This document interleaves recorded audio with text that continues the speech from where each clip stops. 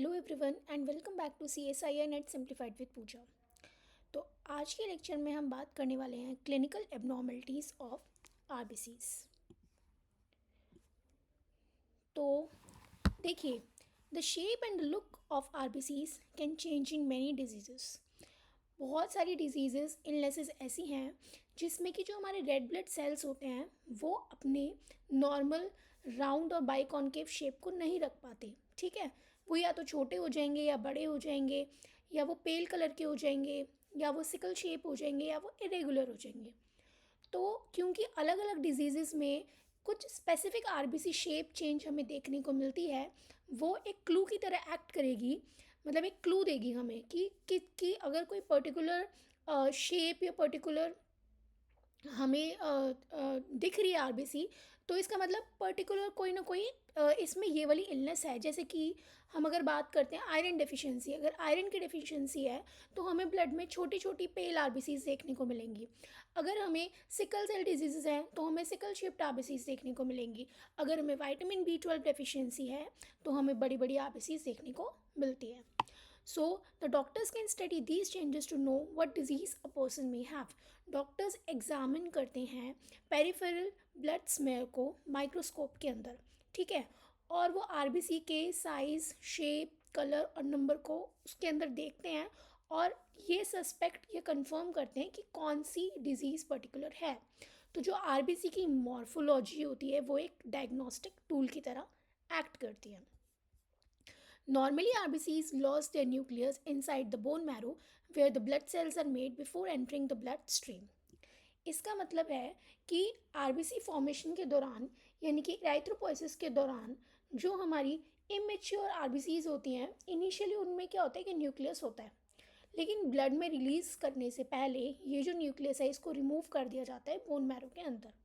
ठीक है, क्यों रिमूव करते हैं? ताकि हीमोग्लोबिन को अच्छा खासा स्पेस मिल सके और आरबीसीज हमारी फ्लेक्सिबल हो सके ताकि वो कैपिलरीज से इजीली मूव कर सकें। So in healthy people blood outside the bone marrow, peripheral blood should not contain RBCs with nuclei. तो नॉर्मल कंडीशंस में सिर्फ मैच्योर न्यूक्लियस फ्री आरबीसीज हमें देखने को मिलती हैं ब्लड में सर्कुलेट होती हुई। लेकिन अगर हमें न्यूक्लिएटेड आरबीसी देखने को मिल गई सर्कुलेशन में, इसका मतलब कोई ना कोई एबनॉर्मलिटी है। तो हेल्दी ब्लड का मतलब है कि उसमें कोई भी न्यूक्लिएटेड आरबीसी आपको देखने को नहीं मिलेगी। If nucleated RBCs are found in the blood, it usually means there is a blood disease or bone marrow problem. इसका मतलब है कि अगर आपको न्यूक्लिएटेड आरबीसी देखने को मिल रही है ब्लड सर्कुलेशन में, तो इसका मतलब बोन मैरो या तो स्ट्रेस में है, बहुत ज़्यादा काम कर रहा है, या फिर आपका बोन मैरो डैमेज हो गया है, या कोई ना कोई उसको डिजीज़ हो गई है। किसके कॉमन कॉजेज़ क्या क्या हो सकते हैं? सीवियर एनीमिया, ठीक है, बोन मैरो डिसऑर्डर्स हो सकते हैं, leukaemia and severe blood loss. तो ये जो फाइंडिंग है ये हेल्प करती है डॉक्टर्स को कि कौन सी पर्टिकुलर डिजीज़, कौन सी पर्टिकुलर इलनेस है उसको फाइंड आउट करने में। मतलब कि न्यूक्लिएटेड आरबीसीज एक तरीके का वार्निंग साइन है, ये डॉक्टर्स को हेल्प करती है ये आइडेंटिफाई करने में कि कौन सी सीरियस अंडरलाइन कंडीशन है। और जब उन्हें पता लग जाएगा ये पर्टिकुलर डिजीज़ है, इलनेस है, तो उस हिसाब से वो फर्दर टेस्ट्स करके डिसाइड कर सकते हैं। Okay, a normoblast is an immature RBC that still has a nucleus. Normoblast एक developing red blood cell stage होती है, ठीक है, उस वो क्या होती है कि फुली मेच्योर नहीं होती, उसके अंदर न्यूक्लियस होता है, it still contains nucleus. It can appear in the blood when the body needs to quickly make more RBCs like in severe anemia. Severe anaemia में बॉडी को बहुत जल्दी जल्दी ऑक्सीजन की ज़रूरत होती है। It body urgently needs oxygen. तो जो बोन मैरो होता है ना, वो क्या करता है, रिलीज़ कर देता है इमेच्योर आरबीसीज को ही। तो मतलब कि ये कहना चाह रहा है जो नॉर्मोब्लास्ट है वो एक इमेच्योर आरबीसी स्टेज है जो कि फुली मेच्योर नहीं है और उसके अंदर न्यूक्लियस है। लेकिन अगर बहुत ज़्यादा एनीमिया है बॉडी में तो बॉडी को ऑक्सीजन की अर्जेंट नीड होती है, तो बोन मैरो क्या करेगा, उन इमेच्योर आरबीसीज को ही रिलीज़ कर देता है। मतलब उनका न्यूक्लियस भी रिमूव नहीं होता, उससे पहले ही वो उनको रिलीज़ कर देता है। इसको बोलते हैं हम स्ट्रेस इराइथ्रोपोइसिस। तो आप ये समझ सकते हो कि अगर न्यूक्लिएटेड आरबीसीज आपको देखने को मिल रही है आपके पेरिफेरल ब्लड में, तो ये बता रही है कि आपका बोन मैरो स्ट्रेस में है या कोई ना कोई पैथोलॉजी है। अब हम बात करते हैं, if normoblasts are seen in the blood of a very sick patient, it often means the patient may not survive for long, only a few more hours, बहुत कुछ ही घंटे बचे हैं उसके पास। It's a serious warning sign. ये कहना चाह रहा है कि नॉर्मोब्लास्ट बहुत ही इमेच्योर आरबीसीज होती हैं, मतलब उनको नॉर्मल कंडीशंस में बोन मैरो के अंदर ही होना चाहिए, लेकिन अगर वो आपको पेरिफेरल ब्लड में मिल गए, किसी भी क्रिटिकली इल पेशेंट के पेरिफेरल ब्लड में अगर आपको नॉर्मोब्लास्ट देखने को मिल गए, इसका मतलब आपका बोन मैरो बहुत ज़्यादा एक्सट्रीम स्ट्रेस में है या फेल कर गया है। ठीक है, किस किस कंडीशंस में होएगा वो, जैसे सीवियर हाइपोक्सिया में, मैसिव ब्लड लॉस हुआ है, शॉक लगा है, या बोन शॉक हुआ है बॉडी को, या बोन मैरो का ब्रेक डाउन है। ये जो सिचुएशन है ना, इंडिकेट करती है कि जो बॉडी है वो अपना कंट्रोल लूज करती जा रही है of making the normal RBC. ठीक है, और ये एक बहुत ज़्यादा पुअर प्रोग्नोस्टिक साइन होता है। ये एक वार्निंग साइन है, मतलब कि अगर आपको नॉर्मल ब्लास्ट्स देखने को मिल गए सिक पेशेंट के पेरिफेरल ब्लड में, तो एक ये तरीके का रेड अलर्ट है डॉक्टर्स के लिए। ये सजेस्ट करता है कि जो डिजीज़ है वो लाइफ थ्रेटनिंग है और पेशेंट को बहुत ज़्यादा इमीडिएट इंटेंसिव केयर की ज़रूरत है। A megaloblast is a very large abnormal RBC। इसका मतलब है कि जो मेगैलोब्लास्ट है वो एक एबनॉर्मली बहुत बड़ा आरबीसी प्रिकर्सर है, जिसके अंदर क्या है कि एक डिफेक्टिव मैचुरेशन है, मतलब कि जो मैचुरेशन हुई है उसके वो डिफेक्टिव है। न्यूक्लियस और साइटोप्लाज्म प्रॉपरली मैच्योर नहीं हुए हैं एक साथ। ठीक है, it appears in blood it appears in blood when there is a folic acid deficiency और pernicious anaemia disease caused by a lack of vitamin B12 absorption. मैंने आपको लास्ट क्लास में भी बताया था कि जो हमारा फोलिक एसिड होता है वो डीएनए की फॉर्मेशन में हेल्प कर रहा है, लेकिन फोलिक एसिड जो है वो इनएक्टिव फॉर्म में होता है। तो इनएक्टिव फोलेट को एक्टिव फोलेट में कन्वर्ट करना बहुत ही ज़्यादा ज़रूरी है। अगर वो एक्टिव नहीं होगा तो वो डीएनए प्रॉपरली बनेगा ही नहीं। ठीक है, तो डीएनए नहीं बनेगा तो सेल का प्रॉपरली डिवीजन नहीं होगा, तो हमारे आरबीसीज हमारे नॉर्मली नहीं बनेंगे। ठीक है, नॉर्मल आरबीसी हमारे नहीं बनेंगे। इस कंडीशन में मेगैलोब्लास्ट हमारा जो कंडीशन देखने को मिलती है, मतलब आरबीसी बड़े बड़े आपको एबनॉर्मल आरबीसीज देखने को मिलते हैं। अच्छा, ये कब होएगा, कब वो इनएक्टिव से एक्टिव फॉर्म में नहीं आएगा फोलेट, जब विटामिन B12 की डेफिशिएंसी होगी, क्योंकि विटामिन B12 ही है जो उसको इनएक्टिव फोलेट से एक्टिव फोलेट में कन्वर्ट करता है। ठीक है, तो इसका मतलब है जो जो ये वाइटामिन है ना, दोनों फोलिक एसिड और विटामिन B12, ये बहुत ही ज़्यादा ज़रूरी हैं दोनों डीएनए की सिंथेसिस के लिए। क्यों? क्योंकि फोलिक एसिड तो कर रहा है डीएनए फॉर्मेशन में हेल्प, लेकिन उस फोलिक एसिड को इनएक्टिव से एक्टिव फॉर्म में कन्वर्ट कर रहा है विटामिन B12। तो अगर फोलिक एसिड आप लिए जा रहे हो लेकिन विटामिन B12 की डेफिशिएंसी है आपको, तो कोई फ़ायदा नहीं है, क्योंकि वो इनएक्टिव फॉर्म में ही ट्रैप हो जाएगा वो फोलिक एसिड। ठीक है, तो ये जो वाइटामिन हैं ये दोनों, अगर ये इन दोनों की कमी है, डेफिशिएंसी है, तो डीएनए का फॉर्मेशन फॉल्टी होएगा, जिसकी वजह से सेल डिवीजन आपका स्लो हो जाएगा, आरबीसीज आपके बड़े बड़े बनेंगे और वो इमेच्योर रह जाएंगे। मतलब बड़े तो वो हो जाएंगे, मतलब उनका साइज़ तो बड़ा हो जाएगा लेकिन वो इमेच्योर रह जाएंगे। इस वजह से इस कंडीशन को बोलते हैं मेगैलोब्लास्टिक एनीमिया।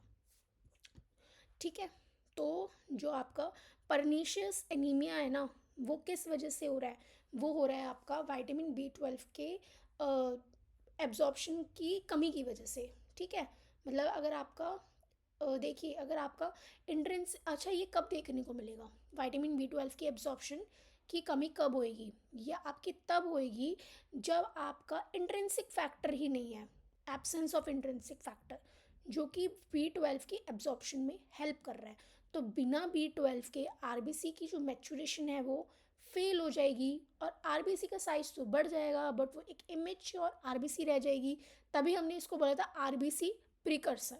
ठीक है, तो ये इसकी वजह से हमें क्या देखने को मिलेंगे, इसकी वजह से देखने को मिलेंगे हमें मेगैलोब्लास्ट्स। और इस अब नॉर्मल आरबीसी नहीं बनाना वो, तो उसकी वजह से क्या होगा, जो आपकी ऑक्सीजन की सप्लाई होगी वो कम हो जाएगी, तो उस कंडीशन को क्या बोल देंगे हम, एनीमिया हो जाएगा। तो उस इस प्रॉपर पूरी कंडीशन को बोलेंगे मेगैलोब्लास्टिक एनीमिया। ठीक है। तो नॉर्मल ब्लड में आपको देख नॉर्मल ब्लड की बात करेंगे तो हमें न्यूक्लिएटेड आरबीसीज देखने को नहीं मिलेंगी। ठीक है। नॉर्मोब्लास्ट का मतलब बहुत ज़्यादा एनीमिया में बोन मैरो बहुत स्ट्रेस में आ जाता है, जिसकी वजह से क्या होता है कि वो इमेच्योर आरबीसीज को रिलीज़ कर देता है ब्लड में, जिनके अंदर न्यूक्लियस प्रेजेंट होता है। उसको बोलते हैं नॉर्मोब्लास्टिक एनीमिया। मेगैलोब्लास्ट्स मतलब हमें ये फोलिक एसिड की डेफिशिएंसी में देखने को मिलेंगी या फिर विटामिन बी 12 की डेफिशिएंसी में देखने को मिलता है। ठीक है। तो अब हम बात करते हैं anaemia. Anemia means your blood cannot carry enough oxygen to the body. This happens due to problems with red blood cells और hemoglobin. ऑक्सीजन की बहुत ज़्यादा ज़रूरत होती है हमारे बॉडी सेल्स को ऑक्सीजन की बहुत ज़्यादा ज़रूरत होती है। क्यों? एनर्जी बनाने के लिए। एनीमिया में क्या होता है, ब्लड की जो ऑक्सीजन कैरिंग कैपेसिटी होती है वो कम हो जाती है, तो जो टिश्यूज़ है उनको इनफ ऑक्सीजन नहीं मिलता। तो ऑक्सीजन अगर आरबीसीज के अंदर ऑक्सीजन कैसे कैरी होता है, हमारे आरबीसीज के अंदर हीमोग्लोबिन होता है। हीमोग्लोबिन जो होता है हमारा, वही कैरी कर रहा है ना हमारा ऑक्सीजन को। तो अगर एनीमिया होता है, कब होएगा एनीमिया? एनीमिया होएगा अगर हमारे आरबीसीज ही बहुत कम हो गए हैं, या फिर जो हीमोग्लोबिन है आरबीसी के अंदर वो कम हो गए हैं। आरबीसीज तो हैं बट हीमोग्लोबिन कम है उसमें, तो भी हमें एनीमिया हो सकता है। या फिर हमारे आरबीसीज ही कम हो गए ओवरऑल, तो भी हमें एनीमिया हो सकता है। तो if your body has too few RBCs, oxygen delivery goes down. मतलब कि हर एक आरबीसी ऑक्सीजन को कैरी कर रही है। जब आरबीसी का नंबर कम हो जाएगा तो कम ऑक्सीजन कैरियर्स हमें हमारे कम ऑक्सीजन कैरियर्स प्रेजेंट हुए ना, तो कम ऑक्सीजन हमारे टिश्यूज़ तक पहुँचेगी। तो ये कब कब देखा जाएगा? ये ब्लड लॉस के टाइम देखा जाएगा, बोन मैरो के फेलियर के टाइम देखा जाएगा, हीमोलाइसिस के टाइम देखा जाएगा। Hemoglobin is the protein in RBCs that carries oxygen. If hemoglobin is low, even normal numbers of RBCs cannot carry enough oxygen. Haemoglobin bind करता है ऑक्सीजन के साथ लंग्स के अंदर और उसको फिर रिलीज कर देता है कहाँ पे? टिश्यूज़ के अंदर। तो यही हमारा मेन ऑक्सीजन ट्रांसपोर्ट मॉलिक्यूल है ब्लड के अंदर। अगर आरबीसी का काउंट तो नॉर्मल है लेकिन हीमोग्लोबिन का काउंट क्या है? लो है। तो उस दौरान आरबीसीज क्या करेंगी? कम ऑक्सीजन को कैरी करेंगी, तो ऑक्सीजन की डिलीवरी फिर भी पुअर रहेगी। मतलब कि जो मेन आरबीसी तो है लेकिन जो मेन कैरियर है हीमोग्लोबिन वही कम है, तो भी हमें क्या होएगा? हमें देखने को मिलेगी लो ऑक्सीजन डिलीवरी। ये कब देखा जाएगा? ये देखा जाएगा आयरन डेफिशिएंसी एनीमिया के टाइम पे। ठीक है। नेक्स्ट है sometimes anaemia happens because there are fewer RBCs and low haemoglobin together. कभी कभी बहुत सीवियर और क्रोनिक एनीमिया में क्या देखा जाता है, जो आरबीसी का काउंट है वो कम हो जाता है और हीमोग्लोबिन की जो कॉन्सेंट्रेशन है वो भी कम हो जाती है। ये बहुत ज़्यादा मैक्सिमम रिडक्शन कर देता है हमारे ऑक्सीजन ट्रांसपोर्ट को। मतलब आरबीसीज भी कम है और हमारा जो हीमोग्लोबिन का काउंट है वो भी कम है, दोनों की दोनों टुगेदरली कम है। ठीक है। तो या तो आरबीसीज कम है या फिर हीमोग्लोबिन कम है या फिर दोनों कम है। कॉजेज़ ऑफ एनीमिया देखते हैं अब हम। तो कॉजेज़ ऑफ एनीमिया में हम ये देखेंगे कि if you don't eat enough iron, vitamin B 12 और folic acid, your body can not make healthy RBCs, anaemia develops. Iron, vitamin B 12 और फोलिक एसिड, ये तीनों क्या हैं? ये बहुत ज़्यादा एसेंशियल न्यूट्रिएंट्स हैं हमारे आरबीसी फॉर्मेशन के लिए। क्यों है ये? इसके लिए आप लास्ट क्लास को देख सकते हैं तो आपको ये प्रॉपर्ली समझ में आ जाएगा कि क्यों है। ठीक है। मैं बता देती हूँ फिर भी आपको। मैंने आपको बताया था कि जो फोलिक एसिड होता है उसी से हमारा डीएनए सिंथेसिस होएगा। डीएनए सिंथेसिस और डीएनए सिंथेसिस कब होएगा? जब हमारा एक्टिव फोलेट होएगा। एक्टिव फोलेट कब होएगा? जब विटामिन बी 12 प्रेजेंट होएगा। ठीक है। और आयरन किस चीज़ के लिए ज़रूरत हो रहा था? आयरन की ज़रूरत क्या थी? हीमोग्लोबिन को बनाने के लिए। आयरन रिसाइकलिंग हो रही थी, मैंने आपको बताया था लास्ट क्लास में, आयरन रिसाइकलिंग बताई थी। और मैंने आपको भी बताया था कि कैसे हीमोग्लोबिन का स्ट्रक्चर आप देख सकते हो जाकर। लास्ट क्लासेस मैंने प्रॉपर्ली एक्सप्लेन किया हुआ है। तो वहाँ तो आयरन की ज़रूरत किस चीज़ में है? हीमोग्लोबिन के स्ट्रक्चर को बनाने के लिए, क्योंकि आयरन ही है जो कि आपके ऑक्सीजन को क्या करते हैं? कैरी करते हैं। ठीक है। और मैंने आपको haem iron, non haem iron सब बताया है लास्ट क्लास में, तो आप प्लीज़ उसको देखिए जाकर। Vitamin B12 and folic acid, इनकी ज़रूरत होती है हमको DNA सिंथेसिस के लिए, और DNA सिंथेसिस प्रॉपरली होएगा तो सेल की डिवीजन प्रॉपरली होएगी, जिसकी वजह से जो मेच्योरेशन है RBCs की वो प्रॉपरली होगी। उसका ऐसा नहीं होगा कि RBC का साइज़ बढ़ता जा रहा है और वो इमेच्योर रह जाएगा, नहीं, नॉर्मली सब कुछ होएगा। तो अगर इन सब की कोई भी डेफिशिएंसी होती है तो RBCs हमारी, तो अगर इन सब की डेफिशिएंसी हुई, मतलब iron vitamin B12 folic acid deficiency होती है, तो जो RBCs हैं या तो वो बहुत कम बनेंगे, या वो एबनॉर्मल बनेंगे, या वो इमेच्योर बनेंगे। और इन सब हर कंडीशन में आपको एंड में देखने को मिलेगा एनीमिया। क्यों? क्योंकि क्या होएगा कि RBC का जब प्रॉपरली बनेंगी ही नहीं RBC, मेच्योर ही नहीं होंगी RBC प्रॉपरली, तो क्या होएगा कि आपका ऑक्सीजन की जो ट्रांसपोर्ट है वो इफेक्ट होएगी, और जब ऑक्सीजन की ट्रांसपोर्ट कम होएगी तो आपको देखने को मिलेगी कंडीशन एनीमिया।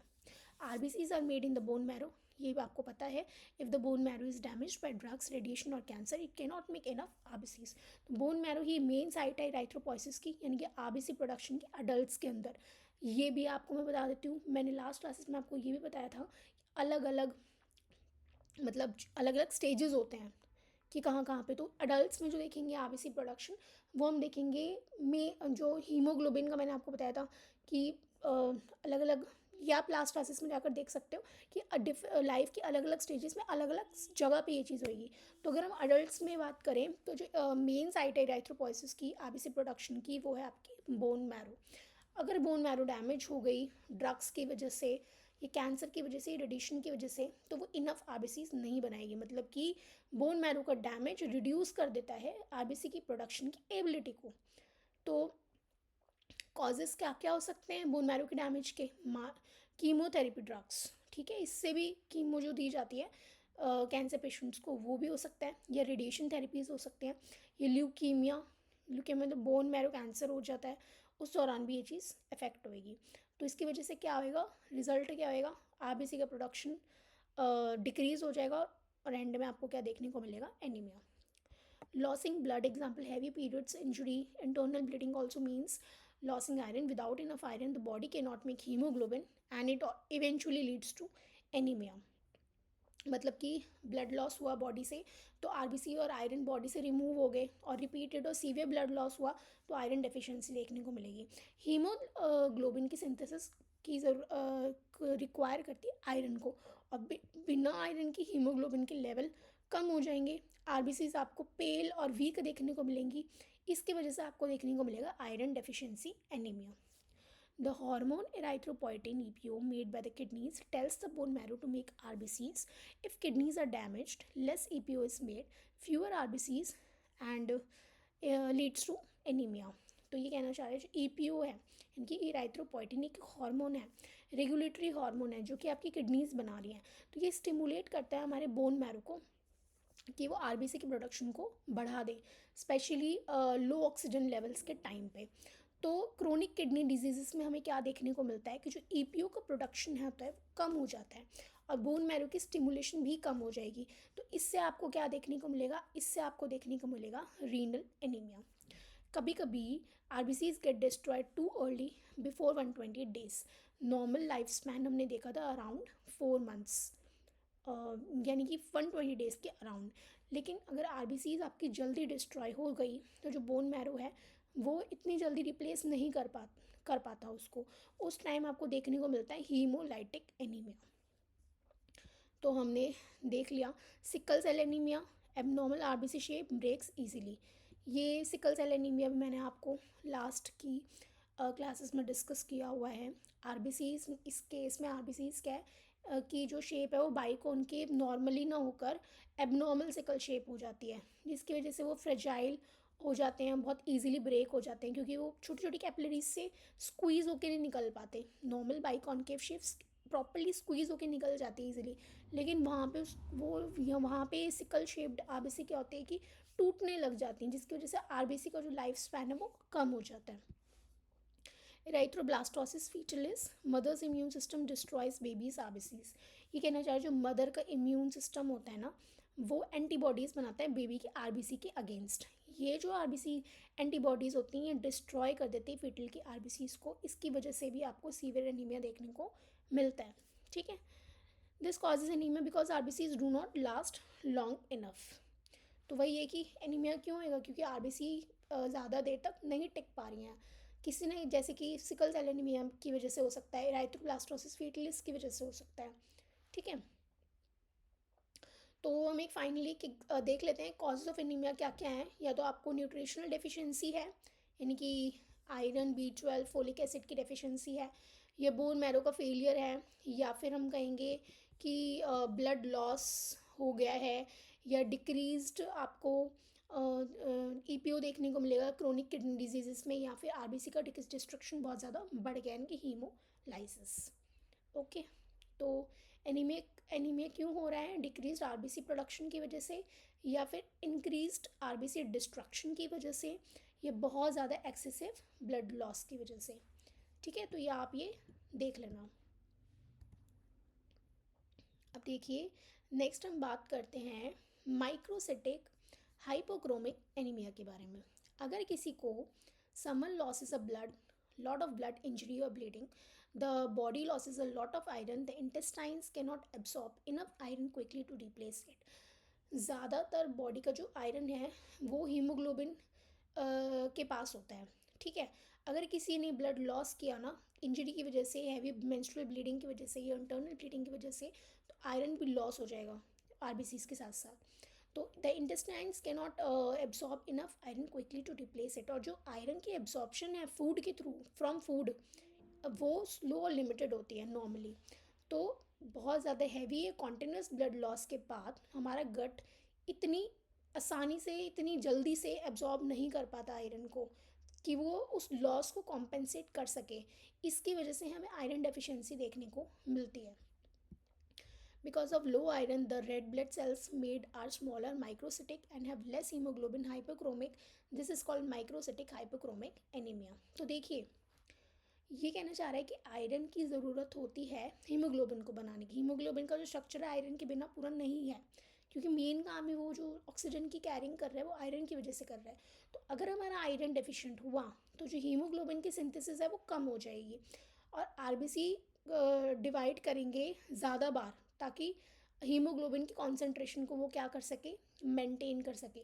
तो हमें देखने को क्या मिलेगा, हमें देखने को मिलेंगे स्मॉलर देन नॉर्मल आरबीसीज। हमें नॉर्मल आरबीसीज से छोटे छोटे आरबीसीज हमें देखने को मिलेंगे, क्योंकि वो क्या कर रहे हैं, आरबीसीज डिवाइड करे जा रहे हैं बहुत ज़्यादा टाइम्स, ताकि वो हीमोग्लोबिन की कॉन्सेंट्रेशन को मेंटेन कर सके। और हीमोग्लोबिन की सिंथेसिस नॉर्मली डिक्रीज हो गई है क्योंकि आयरन डेफिशिएंसी हो गई है। तो हमें छोटे छोटे नॉर्मल आरबीसीज से छोटे छोटे आरबीसीज देखने को मिलेंगे, जिसे बोलते हैं माइक्रोसिटिक। तो माइक्रोसिटिक का मतलब क्या है, स्मॉलर देन नॉर्मल आरबीसीज। और ये कहना चाह रहा है and have less haemoglobin, hypochromic, मतलब कि और जो वो छोटे छोटे आरबीसीज हैं उनमें कम हीमोग्लोबिन देखने को मिलेगा। ठीक है, जिसकी वजह से वो आपको पेल कलर के नज़र आएंगे, मतलब छोटे छोटे आरबीसीज पेल कलर के आपको माइक्रोस्कोप में नज़र आएंगे। और ये जो इन इन आरबीसीज का जो छोटे का जो सेंट्रल पार्ट वो पेल है, वो आपको बड़ा नज़र आएगा देन नॉर्मल। मतलब कि छोटे छोटे नॉर्मल आरबीसीज से छोटे आरबीसीज आपको नज़र आएंगे, और उन आरबीसीज का जो सेंट्रल पेल एरिया होगा वो आपको बड़ा नज़र आएगा देन नॉर्मल। इसको बोलते हैं हम हाइपोक्रोमिक एनीमिया। ओके, मतलब कि इस ये एनीमिया कैरेक्टराइज किस चीज़ से हो रहा है, ये हो रहा है स्मॉल साइज्ड आरबीसीज से, और जो पेल आरबीसीज हैं विद लो, और वो जो छोटे छोटे आरबीसीज हैं वो पेल कलर के हैं, मतलब due to the low haemoglobin, तो उसको बोल देंगे हम हाइपोक्रोमिक। तो आप इस पूरे वर्ड को आप समझ सकते हो कि क्यों हुआ है ये। तो क्या क्या कॉजेज थे इसके, iron deficiency often due to the blood loss, और आरबीसी का साइज छोटा हो गया, इनकी माइक्रोसिटिक, और आरबीसी का जो कलर है वो पेल है यानी कि हाइपोक्रोमिक। कॉमन एग्जांपल आपको देखने को मिलेगा आयरन डेफिशिएंसी एनीमिया। तो microcytic hypochromic anaemia is caused by iron deficiency leading to small pale RBCs with reduced haemoglobin. Next is normocytic anaemia, normal sized RBCs but fewer in number. इसका मतलब है normocytic, मैंने आपको last class में बताया था, normocytic का मतलब होता है नॉर्मल आरबीसी। ठीक है, तो इसमें आपको देखने को मिलेगा, नॉर्मो का मतलब होता है नॉर्मो का मतलब है नॉर्मल, और सिटिक का मतलब है सेल साइज, मतलब नॉर्मल सेल साइज। जो आरबीसी है आपको नॉर्मल साइज में, ना बड़े हैं ना छोटे हैं। और नॉर्मोक्रोमिक, नॉर्मोक्रोमिक का मतलब क्या है? नॉर्मोक्रोमिक का मतलब है नॉर्मल, और क्रोमिक का मतलब है कलर। तो नॉर्मो का मतलब नॉर्मल, क्रोमिक का मतलब कलर, और ये नॉर्मल कलर के आपको देखने को मिलेंगे, मतलब ये पेल वेल नहीं मिलेंगे आपको, नॉर्मल साइज़ के और नॉर्मल कलर के आपको देखने को मिलेंगे, क्योंकि इनमें हीमोग्लोबिन की कॉन्सेंट्रेशन क्या है? नॉर्मल है। तो नॉर्मोसिटिक एनीमिया में आपकी नॉर्मल साइज्ड आरबीसीज होंगी, ठीक है, और उनके अंदर हीमोग्लोबिन की कॉन्सेंट्रेशन भी आपकी नॉर्मल होगी। लेकिन अब एनीमिया क्यों है? क्योंकि they are fewer in number. मतलब कि ये कहना चाह रहा है, इवन दो हर एक आरबीसी नॉर्मल है, नॉर्मल साइज़ की है, नॉर्मल कॉन्सेंट्रेशन है उसके अंदर हीमोग्लोबिन की, लेकिन हमारी जो आरबीसीज का ओवरऑल नंबर है वो कम है ब्लड के अंदर। तो ओवरऑल ऑक्सीजन कैरिंग कैपेसिटी क्या है? कम हो जाएगी। तो इसकी वजह से क्या होएगा? आपका एनीमिया होगा। मतलब ऑक्सीजन डिलीवरी डिपेंड करती है हमारी total amount of haemoglobin in the blood पे, सिर्फ सेल के ऊपर नहीं, नंबर ऑफ, नॉट जस्ट पर सेल पे डिपेंड नहीं कर रही है हीमोग्लोबिन की कॉन्सेंट्रेशन, टोटल कॉन्सेंट्रेशन डिपेंड, मतलब कि नॉर्मल हर एक सेल के अंदर तो नॉर्मल कॉन्सेंट्रेशन है हीमोग्लोबिन की, लेकिन ओवरऑल सेल्स ही कम है, तो ओवरऑल जो कॉन्सेंट्रेशन होगी, अमाउंट होगी हीमोग्लोबिन की ब्लड के अंदर, वो कम हो जाएगी, जिसकी वजह से ऑक्सीजन की डिलीवरी क्या होगी? कम हो जाएगी। ठीक है, इसकी वजह से क्या होगा? आपका एनीमिया। कॉजेज, मेन कॉजेज आप देखेंगे, other diseases can reduce RBC numbers even if the cells look normal. तो ये कहना चाह रहा है कि इसमें आपको कॉजेज़ में देखने को मिलेंगे।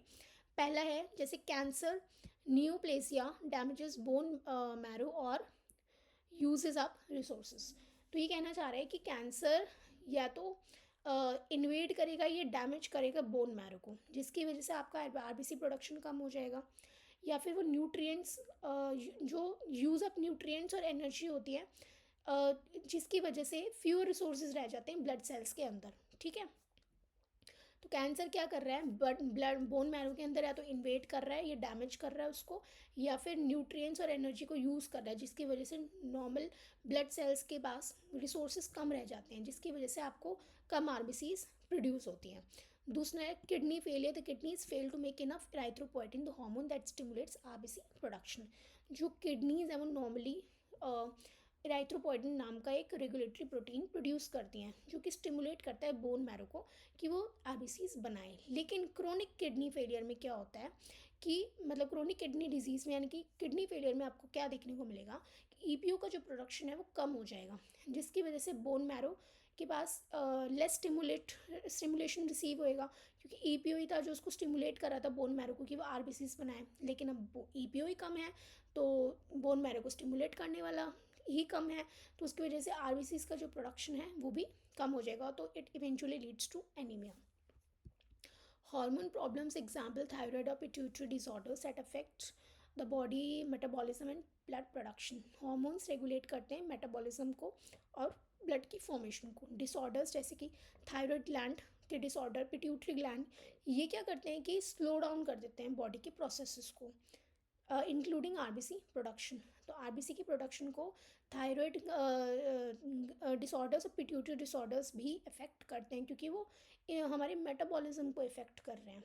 ठीक है, ब्लड की फॉर्मेशन को इफ़ेक्ट कर रहे हैं, तो it eventually leads to RBC production, low RBC production, which leads to anaemia. तो आपको देखने को मिलेंगे यहाँ पे low RBC count, normal looking cells होंगे वो, लेकिन आरबीसी का जो काउंट है उन सेल्स का काउंट क्या है कि कम देखने को मिलेगा। Next is bone marrow failure, where when marrow is damaged, example aplastic anaemia if can not produce enough RBCs. तो ये कहना चाह रहे हैं कि जब बोन मैरो डैमेज हो जाएगी, जैसे कि ए प्लास्टिक एनीमिया में, तो वो इतना इनफ आरबीसीज प्रोड्यूस नहीं करेगी, तो आरबीसीज के जो प्रीकर्सर्स होते हैं वो रिड्यूस हो जाएंगे। ठीक है, इसमें रिजल्ट आपको देखने को मिलेगा बहुत ज़्यादा severe reduction in RBC number, then sudden blood loss, injury और surgery can quickly reduce RBC count. ये कहना चाह रहा है कि अगर एकदम से कोई ब्लीडिंग हुई है तो उसकी वजह से, इंजरी की वजह से, सर्जरी की वजह से, तो एक रैपिड लॉस हुआ है आरबीसीज का। तो इनिशियली जो आरबीसीज हैं वो नॉर्मल रहेंगी साइज़ में, कलर में, लेकिन उनका नंबर क्या है कि कम होएगा इस वाले केस में, ठीक है। तो नॉर्मल तो रहेगा साइज इन कलर, लेकिन कम हो जाएगा क्योंकि सडन लॉस हुआ है ब्लड का बॉडी से। Then polymyalgia sorry polymyalgia rheumatica, an inflammatory disease that can lower blood cell production। ये कहना चाह रहे हैं कि ये कि क्रोनिक इन्फ्लेमेटरी डिजीज़ है, ठीक है। कि इन्फ्लेमेशन मतलब कि बोन मैरो की एक्टिविटी को सप्रेस कर रहा है और इंटरफेयर कर रहा है किस चीज़ से, आयरन की यूज़ से। तो इसमें भी आपको रिजल्ट देखने को मिलता है एनीमिया, ठीक है, ऑफ क्रोनिक डिजीज़। और यूजुअली आपको यहाँ पे नॉर्मोसिटिक एनीमिया देखने को मिलता है। मतलब कि एक इन्फ्लेमेटरी डिजीज़ है जो कि हमारे बोन मैरो की एक्टिविटी को सप्रेस करती है और आयरन की यूज़ इंटरफेयर करती है विथ आयरन यूज़। तो रिज़ल्ट आपको एनीमिया ही देखने को मिलेगा और यूजुअली कौन सा, नॉर्मोसिटिक देखने को मिलेगा ना। विटामिन B6 डेफिशिएंसी लिंक, ये भी मैंने लास्ट क्लास में आपको बताया था। विटामिन B6 जिसे हम पायरिडॉक्सिन भी बोलते हैं, ठीक है। Sometimes lack of vitamin B6 pyridoxine can cause normocytic anaemia. Vitamin B12 की डेफिशिएंसी से आपको देखने को मिलता है कौन सा एनीमिया, मिगैलोब्लास्टिक। और नॉर्मोसिटिक विटामिन B6 की डेफिशिएंसी देखने को मिलता है। लास्ट क्लास में मैंने बताया, तो आप वहाँ पे जाकर देख सकते हैं। तो देखिए, जो विटामिन B6 की डेफिशिएंसी है वो हमेशा आरबीसी के साइज़ को चेंज नहीं करेगी। आरबीसीज यहाँ पे नॉर्मल रहेंगे साइज़ में, मतलब नॉर्मोसेटिक, लेकिन एनीमिया फिर भी होएगा। क्यों? क्योंकि vitamin B6 is needed to make haemoglobin, without it RBCs are normal sized but can not function well. क्योंकि जो विटामिन B6 है वो एक कोएंजाइम की तरह एक्ट करता है हीम सिंथेसिस में, ठीक है।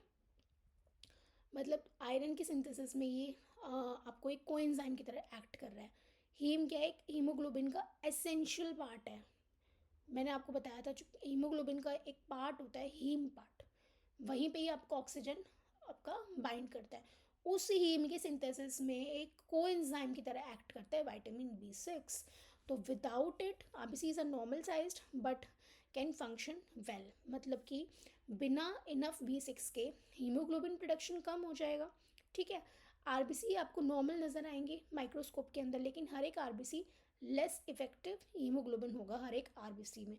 और आपको रिजल्ट क्या देखने को मिलेगा, अब आप खुद बता सकते हैं, रिड्यूस्ड ऑक्सीजन ट्रांसपोर्ट, और वो उससे क्या होएगा, आपको एनीमिया देखने को मिलेगा। Now this deficiency may happen due to poor diet, not enough B6 rich foods। अगर आपकी इनफ B6 रिच फूड नहीं ले रहे आप, विटामिन B6 वाले, जैसे कि whole grains, bananas, nuts, legumes, उसकी वजह से आपको डेफिशिएंसी हो सकती है। यह poor absorption by the body, मतलब कि अगर आपकी इंटेस्टाइनल प्रॉब्लम है, तो इंटेस्टाइनल प्रॉब्लम मतलब B6 का जो एब्जॉर्प्शन है वो कम हो गया है, उसकी वजह से भी आपका इनटेक एडिक्वेट हुआ।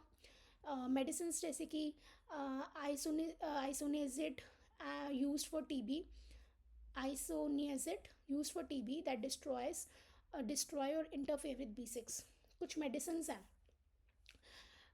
जैसे कि आइसोनियाजिड इनएक्टिवेट कर देती है विटामिन B6 की, विटामिन B6 को बॉडी में।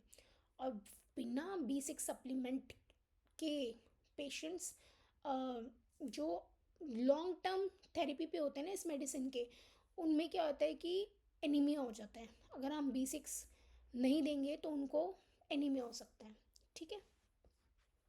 तो हमने यही देखा कि विटामिन B6 भी बहुत ज़रूरी है। विटामिन B6 ज़रूरी है हीम सिंथेसिस के लिए, और उसकी डेफिशिएंसी भी तो हमें हीमोग्लोबिन का जो प्रोडक्शन है वो इम्पेयर हो जाएगा, जिसकी वजह से आरबीसी तो नॉर्मल साइज़ के नज़र आएंगे, लेकिन हीमोग्लोबिन क्या है हमारा, कम होएगा।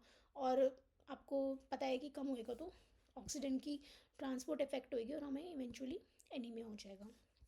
तो aplastic anaemia, aplastic anaemia में हमें क्या देखने को मिलेगा कि the bone marrow, the factory where the RBCs are made, stops working. Because of this the body can not make new red blood cells, that is RBCs. तो ये कहना चाह रहा है जो बोन मैरो के मेन साइट है हमारे आरबीसीज बनाने का, डब्ल्यूबीसीज बनाने का, प्लेटलेट्स बनाने का। तो ए प्लास्टिक एनीमिया में देखेंगे मैरो फेल कर रहा है, ब्लड सेल्स को बना ही नहीं पा रहा है वो, ठीक है। बिना नए आरबीसीज के आरबीसी का काउंट कम हो जाएगा। हीमोग्लोबिन कम होगा, आरबीसी ही नहीं होगी तो हीमोग्लोबिन भी कम होंगे, तो ऑक्सीजन की डिलीवरी भी कम हो जाएगी टिश्यूज़ तक, उससे हमें सीवियर एनीमिया देखने को मिलता है। Why does this happen? The cancer treatments like chemotherapy, radiotherapy damage कर देते हैं हमारे स्टेम सेल्स को in the bone marrow.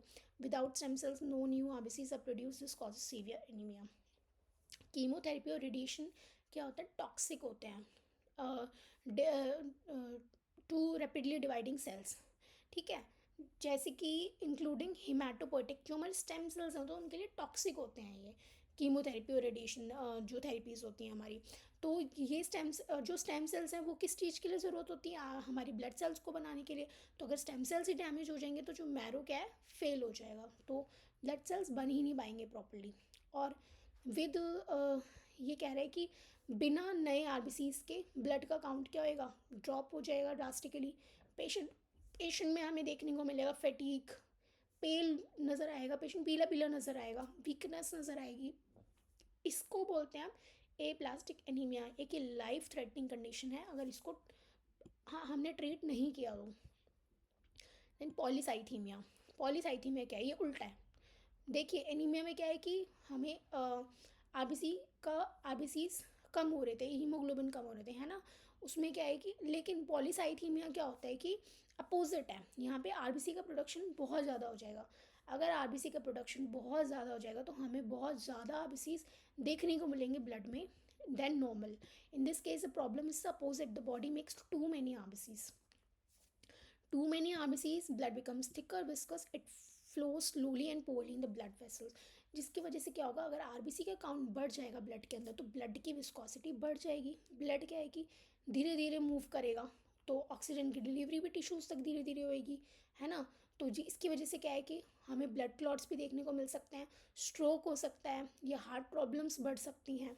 One common reason हो सकती है living at the high altitude, in thin air there is less oxygen. High altitude पे आपको देखने को मिलेगा ऑक्सीजन जो होती है वो कम होती है वहाँ पे एयर में, ठीक है।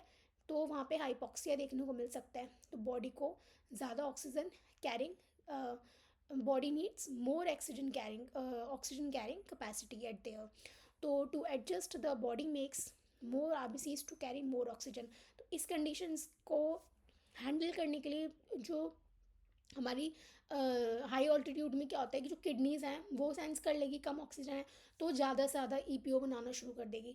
जब वो ज़्यादा से ज़्यादा ईपीओ बनाना शुरू कर देगी तो ईपीओ क्या करेगा, स्टिमुलेट करेगा बोन मैरो को। ज़्यादा से ज़्यादा जितना ज़्यादा वो बोन मैरो को स्टिमुलेट करेगा उतना ज़्यादा आरबीसी का प्रोडक्शन बढ़ जाएगा, जिसकी वजह से हमें एक कंडीशन देखने को मिलती है फिजियोलॉजिकल पॉलीसाइथीमिया। बट जो टू मैनी आरबीसीज है it can cause circulation problem.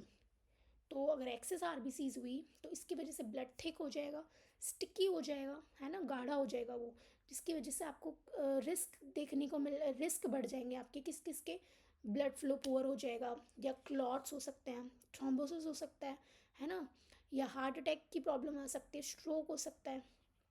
तो पॉलीसाइथीमिया में हमने देखा कि बहुत ज़्यादा आरबीसी का अगर काउंट है तो वो पॉलीसाइथीमिया, ब्लड बहुत ज़्यादा विस्कस हो जाएगा, यहाँ पे सर्कुलेशन प्रॉब्लम्स देखने को मिलेंगी। फिजियोलॉजिकली हम अगर कॉजेज़ देखें इसके फिजियोलॉजिकल कॉजेज़ तो वही है, हाई ऑल्टीट्यूड पे कम ऑक्सीजन होएगी तो ज़्यादा से ज़्यादा आरबीसीज बननी शुरू हो जाएंगी। और पैथोलॉजिकली देखिए इसके कॉजेज़ तो बोन मैरो के डिसऑर्डर भी हो सकते हैं, जैसे कि पॉलीसाइथीमिया वेरा। पॉलीसाइथीमिया वेरा नाम का एक बोन मैरो डिसऑर्डर है, उस कंडीशन में भी आपको पॉलीसाइथीमिया देखने को मिलेगा, ठीक है। तो हमने इसमें ये समरी है तो आप ये देख सकते हैं, ठीक है। तो इस वीडियो में हम इस टॉपिक को ख़त्म कर रहे हैं। वीडियो पसंद आया हो then please like share and subscribe, and मिलते हैं नेक्स्ट वीडियो में। Thank you.